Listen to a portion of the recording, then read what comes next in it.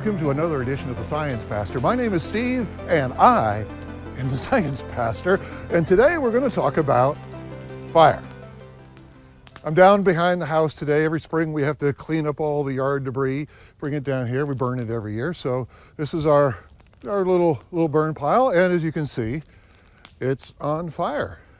But fire, it's a wonderful thing. Now we love to like sit around a campfire or just even sit around in chairs. There's some chairs over here and just kind of watch a fire. Fires are just fascinating to watch when they're good fires like this, not when your house is on fire, when they're good fires. But fire also is an illustration of God's glory and his creation. It's amazing. Do you know what's going on in that fire? What is fire? What's happening? This wood is made mostly of carbon. And when you heat up wood to a temperature of 300 degrees, that starts driving off what are called volatiles. Those are things, I guess you could say they're evaporating. Things like hydrogen, for example. Those volatiles leave the wood and they ignite, they start burning. But the carbon, wood's made out of carbon, the carbon doesn't start burning until about 500 degrees. So what we have happening here is we take wood, which is carbon, and other materials, volatiles, and we heat it up and it will start burning. But then, what else does it need to burn? If we deprive this fire of something, it'll go out like that. What else does it need? It needs oxygen.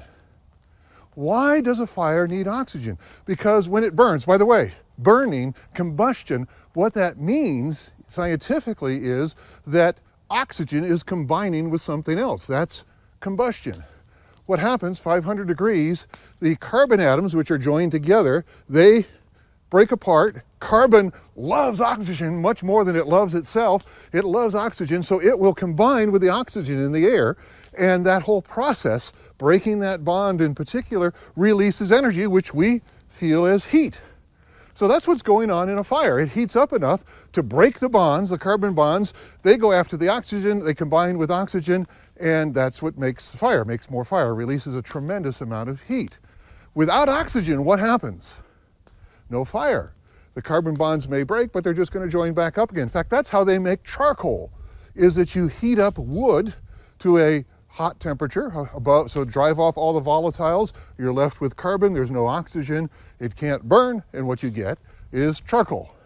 Here, we're getting very hot coals. Now, what's really interesting is that this is a very similar process. Well, no, not really, but this is what's happening inside your body, but not a fire. By the way, what this is producing, you should know this, what this fire produces, carbon, oxygen combines together, and you're getting CO2, carbon dioxide. That's what comes out of that fire. What's happening inside of us is we take in food, things like carbohydrates. Carbohydrates means carbon. Hydrates, means there's some hydrogen in there. Just like oil, for example, gasoline, they're hydrocarbons. Hydrogen, carbon again, except we can't eat oil. We eat bread and donuts. Carbohydrates, sugars, again, a lot of carbon there. Your body takes that in and your mouth breaks it up into littler pieces, your stomach breaks it up into very, very small pieces, then your bloodstream carries it to the cells, where they're inside the cell. We're getting very small here now. Inside the cell is something called mitochondria. Mitochondria, they are the power plants of the cell. Amazing little things in there.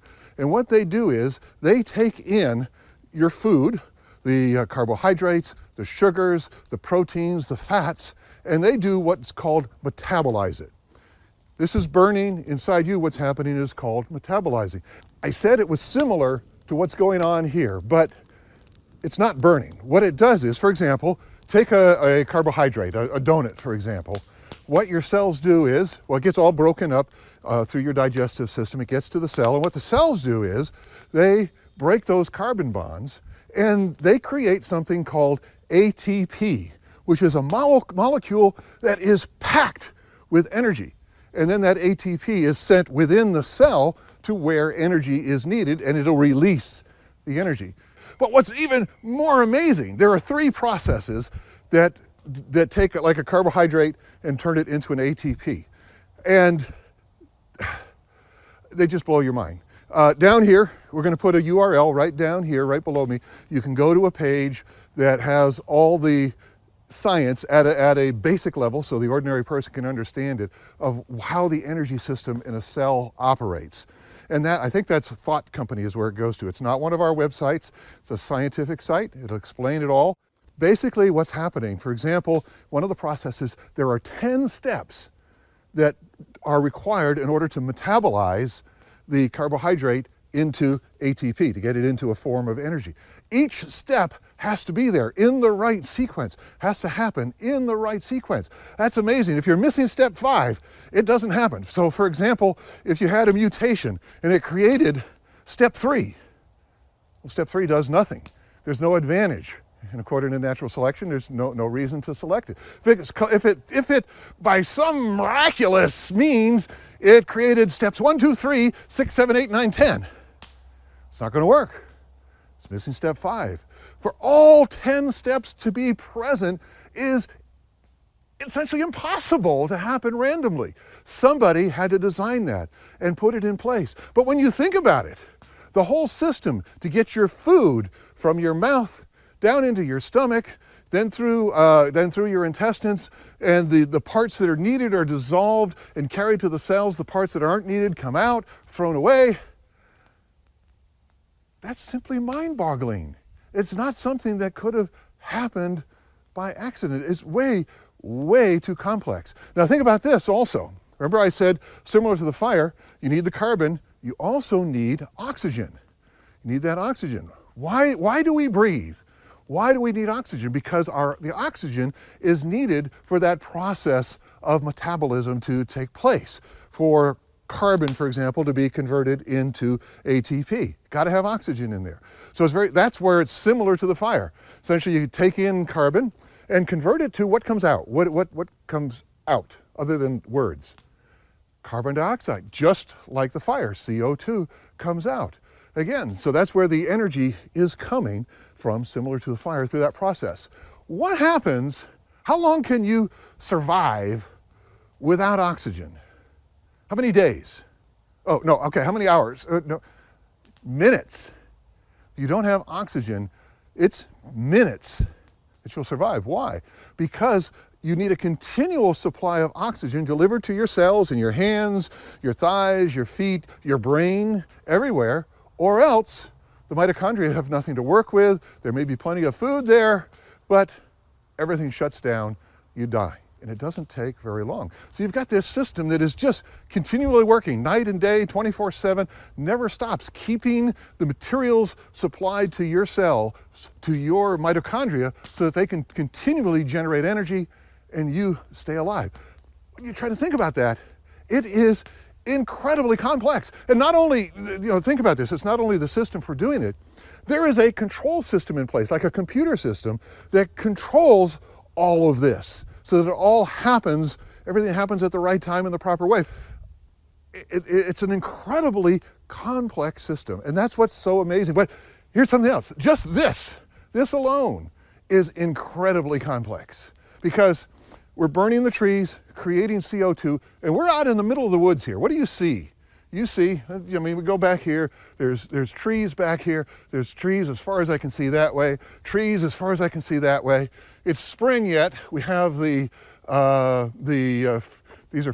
fir trees, looks like a Douglas fir. They still have some green on them, but what the trees are doing is, you know what trees love? Trees love carbon dioxide. If we didn't have trees and plants, we just had mammals and fish and animals type things, we would breathe in the oxygen, breathe out CO2, and eventually there'd be no oxygen left, and what would happen? We would all die. But God has created this incredible cycle, and there's no way that this could get started without all the pieces being in place. Again, it had to have been created. It could not have evolved out of nothing. So you have this symbiotic relationship between animals and plants. We take in oxygen and breathe out CO2. The plants take in CO2 and breathe out oxygen. And without each other, this would be a very, very tough place to live. But by the way, I just have to bring up something else also that's just part of this cycle, and it's amazing. Do you know what a flywheel is? Like a flywheel is where if you want something to run at a steady speed, but you have a motor maybe that's not so steady, you put a flywheel in it. Flywheel is very heavy. It'll rotate at a steady speed, and you can put bursts of energy into it, but you get a steady output and a smooth output. The Earth has a built-in flywheel, actually, that accomplishes several purposes, and it's called the ocean. The oceans. We could not live on this planet without the oceans. In fact, in a future Science Pastor, we're going to have to talk about how the universe is fine-tuned for life on Earth. Something else that is just totally incredible. But the oceans are very important. That's where most of the CO2 in the world is stored. It's been absorbed into the ocean. There is 1,000 times more CO2 in the oceans than there is, for example, it's stored away in plants. All these plants are full of carbon, but the ocean probably has 1,000 times more.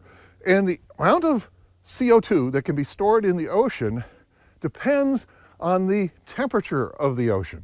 The higher the temperature goes, then that means the ocean will release more CO2. And so what we see happening is that, by the way, how does the ocean get heated?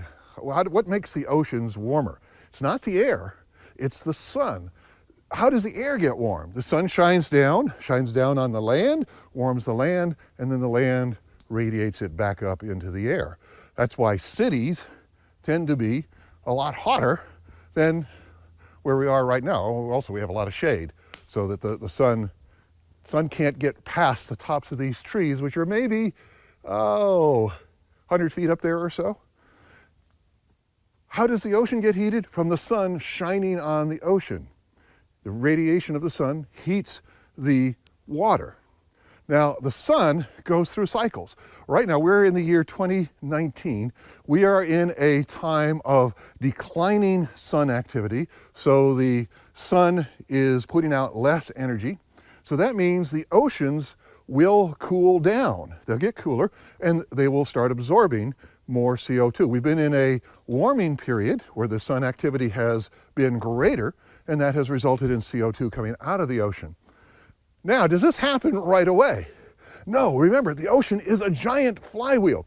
So as the sun's temperature is increasing, it's putting more heat into the ocean's temperature increase lags the sun by a couple of years.